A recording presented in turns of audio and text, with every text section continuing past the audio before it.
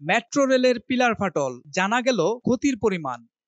Metro রেলের পিলারে ফাটল দেখা দিয়েছে। ফেসবুকে এমন একটি পোস্ট করেন এক ব্যক্তি। ওই পোস্টে পিলারের কয়েকটি ছবি পোস্ট করে তিনি দাবি করেন আগারগাঁও স্টেশন থেকে একটু সামনে ৩৬৬ নম্বর পিলারে ফাটল হয়েছে। তবে বিষয়টি পর্যবেক্ষণ করে কর্তৃপক্ষ জানিয়েছে এটা ফাটল নয়। তাফসির আহমেদ খান নামের ওই ব্যক্তি তার পোস্টে লেখেন, আগারগাঁও স্টেশনের একটু পরেই ৩৬৬ নম্বর পিলারে এই ক্র্যাকটি দেখেছিলাম। আগেও এই গ্রুপে একটা পোস্ট দেখেছি এই ধরনের একটি ক্র্যাক নিয়ে, এবং তা দ্রুত সময়ের মধ্যেই নিরসন করা হয়েছিল, তাই এই পোস্টটি করা। তিনি লেখেন, ছবিতে যত বড় মনে হচ্ছে সরাসরি এতটা নয়, আর তাছাড়া এটাকে ক্র্যাক বলবো কিনা এই টেকনিক্যাল টার্মটাও আমার জানা নাই। তারপরও পোস্ট করেছি শুধুমাত্র কর্তৃপক্ষকে জানানোর জন্য, এর চাইতে বেশি কিছু নয়। এর পরপরই দ্রুত বিষয়টি পর্যবেক্ষণ করে মেট্রো রেল কর্তৃপক্ষ।